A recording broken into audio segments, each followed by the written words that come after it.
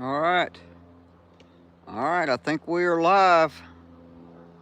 Yes, we are live.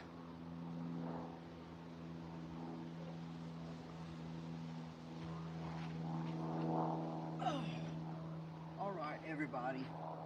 We are doing our very first live stream. And so we thought we would do one on questions and comments that have been left on our videos. And we're going to start with the oldest and work our way forward. I got Mrs. Dogwood Hill here with me. She's going to help me out, keep me in line, which is a full time job. By the way, Sorry, I laughed. it's a beautiful day out here. It's about what 63 degrees. Mrs. Dogwood Hill's got a hoodie on, but it's beautiful, beautiful weather out here in Tennessee. Yesterday was close to 90. Today is going to be about 65 for the high. So welcome to the channel. Welcome to the live stream. I don't have access to look at your comments right now. I'll try to get up in a few minutes and check. But we're going to just start, and Mrs. Dogwood Hill Farm is going to mention the comment, and then we'll talk about it. Avoid these mistakes with fruit trees. 1074 kilo said, I like the way your plum tree is shaped. I have almost a dozen each variety. What plum variety do you have? I guess it's the Methley Santa Rosa or Burgundy based on the same self-pollinated and how exploded it is. All right, so and you see this is the plum tree behind us. I believe that it is a Santa Rosa. I am not totally sure, um, because we bought this tree at a flea market. It was the last day of the flea market, and they were selling trees for cheap. I think we bought this plum tree, a peach tree that's no longer here, and two blueberry bushes. They're $5 a piece. So yeah, this is the only thing that survived. So I believe it is a Santa Rosa, but I'm not really sure. But thank you, 1074 kilo. Um, but yes, it is usually loaded every year with plums. This mistake cost me hundreds. This was from X Milker DVHIG. Their question was, why did you have to replace the whole shaft? Bearings and a whole new cross is rarely done. All right, so this is the video that I made where I made the mistake of buying a Amazon PTO shaft, and it was cheap. It was a third of the price of one that you would buy in a farm store. Um, and it twisted like a pretzel, just cutting grass in the pasture. Not cutting limbs, not cutting anything. It just twisted like a pretzel. So he's asking why did I just not replace the shaft. The reason was is pretty much um, if the shaft bent like that, I didn't trust any of it. I really didn't trust the It looked bad. when he talks about the cross, he's talking about the yoke. Yeah. I just didn't trust it. I still have it. I still have the ends. I'll use them if I have a breakdown stuff I'll need them. But I just don't didn't trust it. Didn't trust it. Chancing it. How to set up a new incubator. This is from MB Heritage Farms. To be honest, you don't really need any water to have all the awesome hatch rates. Sometimes adding water can create a problem. The foam incubators need to be covered with a towel if you're using water because they don't hold humidity well at all. Just friendly tips from an old chicken farmer. Y'all have a good weekend. All right, so I do appreciate MB Heritage Farm. By the way, great YouTube channel, and he's right, and it's something that we have learned. We've always kind of followed the the group think that you have to have a certain humidity, and maybe if you live in an area in the desert where humidity is low. We're in the south, humidity's high. So, but he's got a point there. Humidity is not in our area is not as much of a factor as a lot of people think that it might be. So, great tips. Yep. How to raise chicks. And this is from Aaron Dormanin. I don't know if I'm saying that right. 7206. What about chick grits? So that's a good question. We have never given our chicks grit, Actually, we've never given our chickens grit. I've always kind of thought that it wasn't that they could get it roaming around here in the yard, picking at dirt and things. But it's funny that this is mentioned because I just got through reading a book that I got about pasture culture that talked about how that depending on where you live, the grit may not be available in the ground, and especially for young chicks. So we have not fed grit, but it's something that we're really looking into is feeding some grit and probably using. There's a difference in what they call soluble grit, which is like your oyster shell that breaks down, and your insoluble grit, which is like your granite. So, never done it before, but it's something we'll probably start doing with our next batch of chicken chicks. Okay. How to incubate chicken eggs and how to avoid shortage. This is from Tony B. 1968. This is 6 months ago. Says I was hoping to find a link to the incubator in the description. Thank you for the informative video. Alright, so this was a video about setting up our new to us incubator, not the Matacoop X30 that we have now, but the Farm Innovators Pro. In the link of that video, in the description of that video, there is a link to that incubator. However, we recently bought a Matacoop 30, and we have been getting extremely good hatch rates, better hatch rates than we've ever had before. And I would highly recommend looking into that Matacoop 30. There is a link. There's a link in the description of the videos that to the Matacoop 30. If you haven't seen that video, go check out. Our last couple of videos have kind of been about that incubator. So go check out those. You get a link that is an affiliate link. That means that if you go to Amazon and buy one of those, we get just a little bit of a cut of that, a few cents. So helps out the channel. But yes, that was the Farm Innovators Pro Digital. Okay. What tractor implement to buy first? This is from Charles Romano, 8877. This was 5 months ago. What brand and model number is your tiller? Alright, so this is a video that I made back in the spring, and talked about, if I had to do over again, what implements would I buy first? That is the tiller that's on the tractor. The tiller that we have is a Better Agro 4-foot 3-point tiller. It is not a name brand tiller. It is a Chinese off-brand tiller, but that tiller does gangbusters. It tills the prettiest bed you've ever seen. We're very happy with that tiller. But that is what it is. It is a Better Agro. There's not a lot of information that you can find on it. Not a lot of YouTube videos about it. We bought it from a local supplier. Actually, the guy he sells a little bit of everything, fence gates, implements, that kind of thing. But it's a Better Agro 4-foot tiller. Okay. Another one says, a lot of good points. I would get a loader first. Tiller and a bush hog would compete for second. That's a very good point. That is the one thing that I regret is I did not get a tractor with a loader. Absolutely. Loader would be number one. Matter of fact, if I had to do over again, I would not buy a tractor without a loader.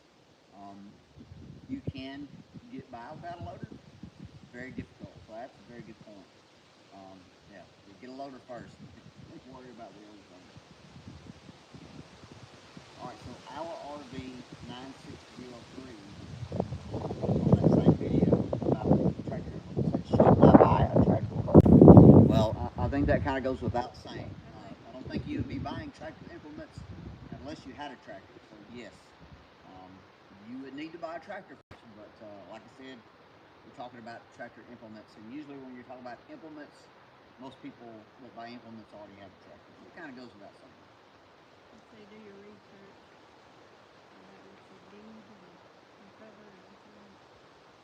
Alright, top 5 egg laying chicken breeds. This is from Open Space 2780. Enjoyed your video. My personal preference is the Thank you. They are calm, quiet, and lay very well. We have lots of hawks, and they leave my chickens alone because they are black. I guess they think they're crows, or Rhode Island Red. Now I must say that's my favorite. Very nice too. So yes, we have not had any experience that I'm aware of with ocelots. My sister. Oh, that's right, we do. I take that back. We have two that are mixed breed, and I believe part of them there are some ocelots mixed in there with them. So, but most of what I've heard about ocelots are very good. They're good egg laying breeds. We're still planning on getting a Rhode Island red flock. Mrs. Dogwood Hill Rhode Island reds, so we're probably going to they're my favorite. Be getting some Rhode Island reds here next spring. We added Quail to the homestead. Cheryl, leg 8276 4 months ago. If you put press and seal on top of the brooder plate, it will make it easy to clean their poop when they start walking on top of it. I'm gonna tell you right there. That is why I'm so glad that we have a YouTube channel, because we learn things like that. But what she's talking about is the brooder heater that we have. That it's a plate. It's just a warming plate. The chicks can get underneath it and get warm. Well, what happens is when they get a little bigger, they climb up on top of the plate, and where the chicks climb on, they keep it. And it is a pain in the butt to clean. So what she's talking about is using pressure seal to put over the top of that. That way, when you need to clean it, you just peel the press and seal. That is a game changer, guys. And we've been doing that. I've been doing that since for about 4 months now. Some great tips. Thank you so much for leaving us that tip. Quail farming, the ultimate guide. And this is Jackie's Kitchen 1966, 4 months ago. Yes, I started with 30% Purina game bird feed, then switched to them with 6 weeks after they started laying to chicken layer pellets with half price, copper, equals price. I also give them oyster shells, treats like live mealworms, and shelled sunflower seeds, just to name a few. I ended up with a few fairy eggs. Have you seen any of those yet? All right, so this is a video that we talked about what we were kind of feeding our quail and that kind of thing. And so what she mentions there is she started out with, or I should say, this person, Jackie's Kitchen, assuming, I shouldn't assume, but it says they started out with the game bird starter. That's kind of what we did, and then she switches over to the layer pellets, which is about half the price, so you could save a lot of money like that. And she gives them oyster shell, and she mentions about fairy eggs. We've not had any quail fairy eggs, but we have had chicken fairy eggs. So we have had them in chickens, but we've not yet experienced that in quail. Alright, how to trellis tomato plants. This is, I'm not saying this. Let's just say, none of your dang business. 9887. I'm sorry, I'm not saying something ugly live. I've tried Florida weave for 3 years and with stakes with T-post. I use a sisal binder twine, jute twine, aluminum wire. I tried 3 plants between stakes, 2 plants between stakes. Always turn into a nest by mid-season. I'll never do it again. I only grow about 100 plants a year. Each single stake being determined only takes 3 or 4 tries to keep under control. And I can still walk between the plants. It doesn't take much of a stake either. Now, I will say, I grew up with my grandfather that he always did the little weeding, you know. Never understood why until we started doing it, but we plan on in the spring putting our tomatoes, you know, about like this, because there's no reason for us to fill in between. We're not going to put them that. We're going to put them closer together. They're not going to be like they were this time. They're normally like this far apart, and there's no reason for that. They need to be a little closer. You don't mean, she means, we planted them, we put about probably 4 feet in between each plant, and yeah, there's no sense for us to put that back in. We have learned that does nothing but waste space. We don't have enough room for the other, because we plan on raising more beans and peas this next summer. And we're going to cut down to like, what, 2 rows of tomatoes where we had like 4? But Yeah. that's no fault of anybody but us. So the video she's talking about was where we showed how we do the Florida weed, which is how we would trellis our tomatoes. But this person talks about how, doing them one by one, and there are some benefits for doing that. Like you said, you can walk between the plants. Yeah. With Florida weed, you can't walk in between the plants. So there are benefits, and there's pros and cons to whichever way you decide to do it. And I've seen some people that have the little guns to do the tying with. I mean, that's probably a great idea too. But like I said, there's lots of ways to skin a cat, so to speak. Yeah. There's lots of ways to trellis your tomatoes. I said that too well. The cat's I know. They're hiding somewhere. Okay, next person said, this is 4 months ago, Tracy Kane 9215. I too am raising the same breed of quail and have 6 males, and they continually fighting in the back of the heads or balls. So yes, they do fight one another. What can I do? I've already separated 2 of them, but I still have 4 in a cage together. What do you suggest to keep them from getting an infection or get killed? Because we have learned they will kill to the death. Yes, quail will fight to the death, especially if you have male and female when they come to the time of sexual maturity. And what we she asked, they asked, what can I do to keep them from getting an infection? We use something called Blue Coat, and it does a few things. One's a disinfectant. Number 2 is it covers up the blood. The chickens, if they see red, they're going to pick at it.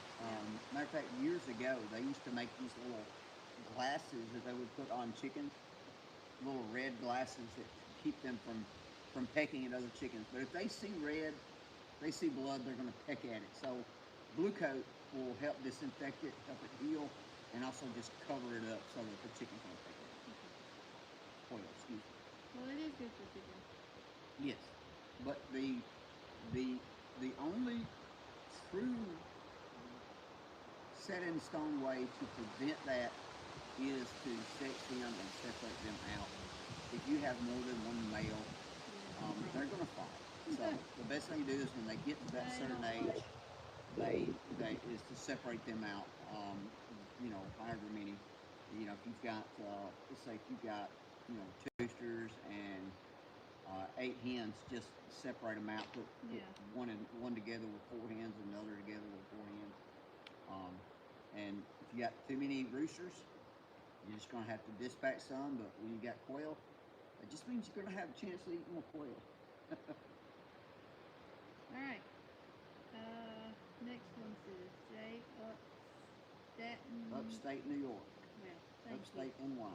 Okay. 13650. It says, great video. You're great at explaining things. I'm 7 weeks with me raising quail for the first time. This was 4 months ago. I got 6 eggs so far. I can't believe how fast they went from tiny chicks to laying eggs. And I will say that is the good thing about them compared to chickens. Very quick. What are good places to get trays like that? I need to get some large trays instead of the multiple ones I have.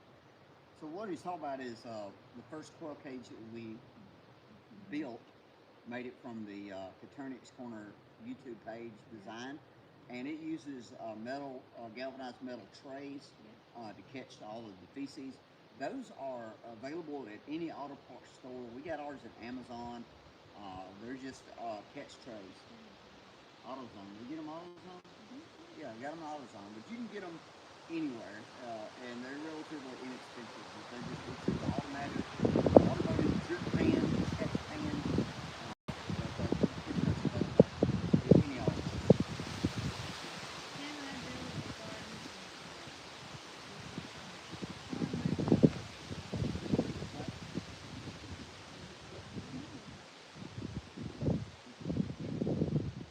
Can I build a garden in that one? It's too much sweet potato seedling in there. I will put only 3 seedlings on that planter, just my opinion. So this is a video that I made in the spring where I planted our raised bed. You did it in that. Yes, and I did a little twist on it. I did it in less than an hour, and I had 6 tomato slips, slicks, blah, blah, blah, 6 sweet potato slips that I planted all in that one little bed. That was a bad idea. As Sun Moon Rise pointed out, horrible idea. When we harvested our sweet potatoes, they were as big as your pinkies. They were tiny, and the ones that got a little bigger were all. It was a huge mistake. Number one, if you don't ever plant sweet potatoes in a container, there's certain varieties that don't get to those. Plant them. We'll never make that mistake again. That was the biggest disappointment. Well, that was just I wanted to see how it would do. And it did not do it. Like Never again. Like Live and people learn. say, you learn But from your Sun Moon mistakes. Rise, you were absolutely right. It was a big mistake. Okay.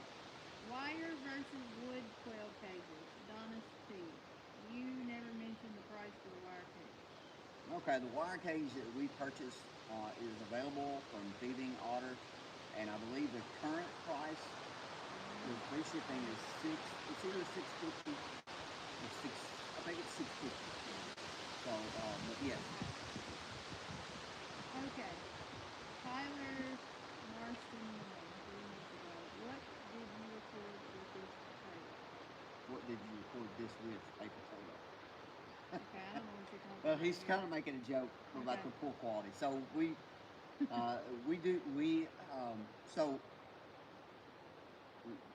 have yet to make a dime off of YouTube. We're working that way. And by the way, if you've not subscribed, please subscribe. We'd love to have you. So this is a hobby for us. So we shoot with our cell phone. Is that the greatest thing to shoot with? No, could be better. But hey, you've got to start where you are. You got to use what you got handy. So yes, we're shooting with the cell phone, and sometimes our videos are not the best quality, but we're doing the best that we can. Yep. But yeah, I guess we could say it's an iSpud 13. Yeah. He likes iPhone, I don't. Anyway. Alright, next thing is from Ryan's Ras Taconic 3962. What brand of wire cage did you go with? I'm assuming That's the quail cage. The quail cage that we purchased is from Thieving Otter Farm.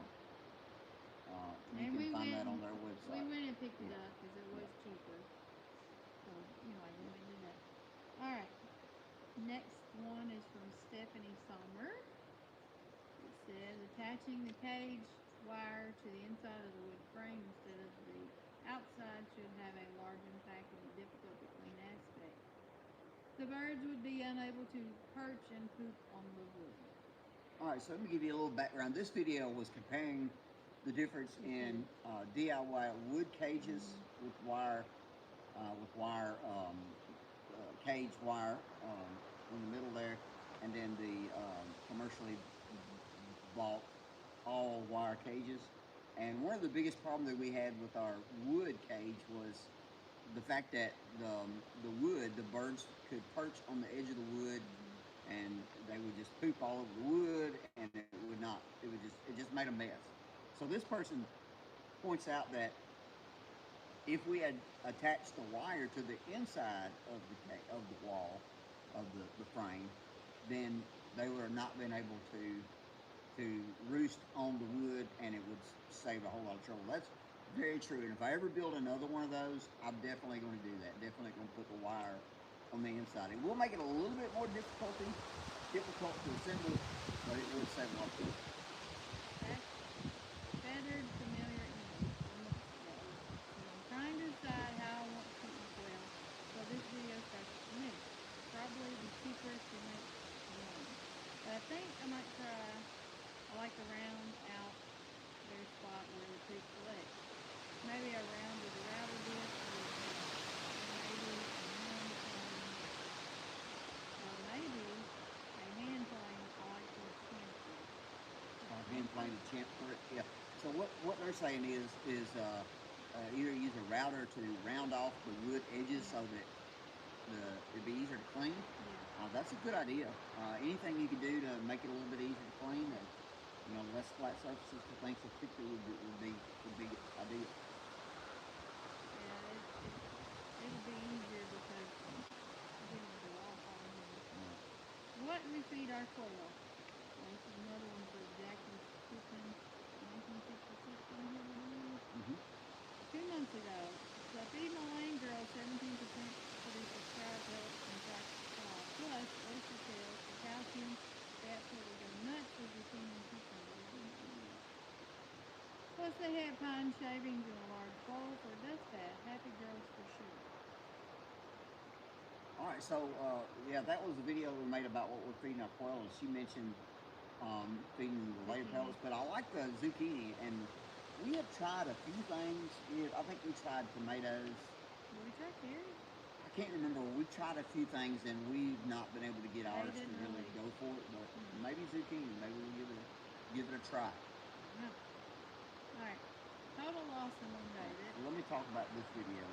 This is a video that we made the day after we came home and lost 17 birds in one day, in one fell swoop. So look at it. Okay, this is from Cat RINATV.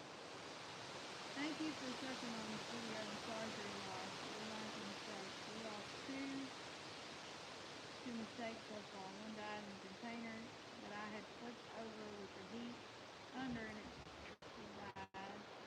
The second, my barrier between the conveys was weak and two escaped and hurt another.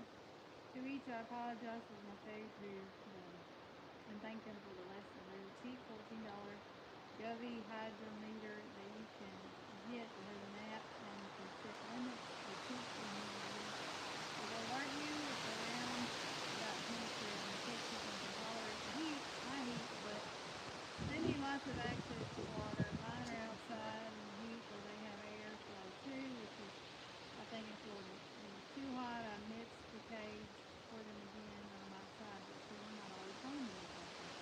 But I also provide cool water for vacuum, hot spark for vacuum to make sure I do nothing to do with the heat. But we did a few days after that put water out there. Yeah, for the foot bath. So this is where I got that idea about the foot bath. We just put shallow pans of water out there that they could get their feet in. That was a great idea and it helped. It helped. It helped a little bit. We hadn't had any more days like that. So thank you so much for that comment. It's usually only a few days before that, but we were working and having so it's not like we were here and we could have checked on them. In the summer we can check more because Alright, Tetramon 3900 says, I'm sorry to hear this news. I'm assuming it's on quail too. Your channel inspired me to move forward with raising quail. Looking forward to watching your new quail grow. That's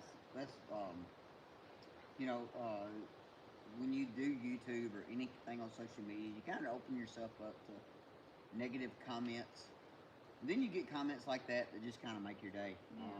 And to know that we inspired her to raise quail, I mean, that just makes our day. So thank you so much for sharing that with us, and thank you for commenting on our videos. It means so much to us. Still the same video there, another comment. Mountain Pass. That's what it says. Sorry to hear about your loss. I can tell that it was difficult and heartbreaking to hear it in your voice. I'm not sure it's something to consider, but I have an inexpensive Amazon Wi-Fi video cameras on my bird. It does give me peace of mind. It's also entertaining to watch. Extra fans added are good option too. Wishing you the best. FYI, I have one of the Medicaid and love it from far. Purchase the inserts for quail eggs and Alright, so yeah, that's a great idea. Extra fan. I love the idea about the camera. You know, to be able to kind of watch things when you're not at home. And she calls it the Matacoopix, our favorite incubator. And the inserts, I thought I was buying a set of inserts to hold the quail eggs. I got one. So. Did you read the fine print? I guess I didn't. Okay, best budget incubator. This is from Harley Rider Classic. This is on Incubation. so much for the review. This is one I decided to purchase a few days ago after watching 20 different reviews of different incubators. Tomorrow, I'm hoping Amazon will give a discount or beyond 5%. Very much enjoyed the tip about the shelf lining. Easy, you can just throw that Oh away. yeah, absolutely. Great. I mean, shelf liner, you throw it away. I mean, you can buy more. Very same idea came to mind the moment you mentioned how slippery the bottom was for the newborn, and it was sad to see that little kid, just its legs sprawled out. I use shelf liners for all kinds of uses. I will purchase a new roll of matching incubator color, which you can get those Walmart and Dollar Tree. Yeah, we got the little roll. I think it was $2. Now this is the video that we made, the first video that we made about our Matic Apex. And one of the problems that we had with the first hatch was we had some kids out of there. Yeah, And we tried to save them. and we all saved all but one. All but one all but one made it. But yeah, the little droopy shelf liner works absolutely great. So glad that our video could help you make your decision on getting the Matic We Hoops. had two Yeah, they videos. were sitting right there while you were reading. I didn't know if they could pick them up on camera. So you can can't see them. turn it. Well, you Well, can turn it around. yeah, okay. Thelma and Louise are here. Thelma is the one with the black in her. Louise is the other one. We call them that because they like to go on adventures all the time. Thelma and Louise, guys, say hello. Louise is on the left. Thelma's on the right. We call them Thelma and Louise because they escape. You catch them, every day. put them back in, and they escape again. And This is every up here to get cat food and they eat with the cat. just whatever. They're awful. I gotta tell you what they did to our greens. I haven't shared this. So I planted turnip greens. Let me adjust this, make sure we're good. I don't eat the greens, but So yeah, we planted turnip greens. I planted turnip greens about a month ago, and they were popping up. They were about that tall. Come out one day when they're all gone. Thelma and Louise had pecked every speck of greens in the place. Is that all? Have we already read all of the comments? Guys, thank you so much for hanging out with us as we've gone through these questions. By the way, we are dangerously close. I won't say dangerous, probably. We are very close at reaching a milestone. We are working toward the goal of being monetized. We're not quite there, but we're working toward that goal. We are around 720 subscribers right now. So like, share, and subscribe. And let me say this. I never thought we would reach 500. I never thought we would reach 700. And I just want to say thank you to everybody that has watched our videos, that has commented, that has encouraged us in one way or the other. giving advice. Yeah, thank you for the advice. Thank you for those that have used the affiliate links. I mean, you know, we've gotten a few cents here and there, and you know, and we're appreciative of that. Soon, maybe we will get enough cents in our little Amazon account that we'll be able to work up to the $20 that it requires to get a payout. But hey, thank you so much, guys. We owe all this to you. We're just very appreciative. God has blessed us with this homestead, and He's blessed us with this channel and you.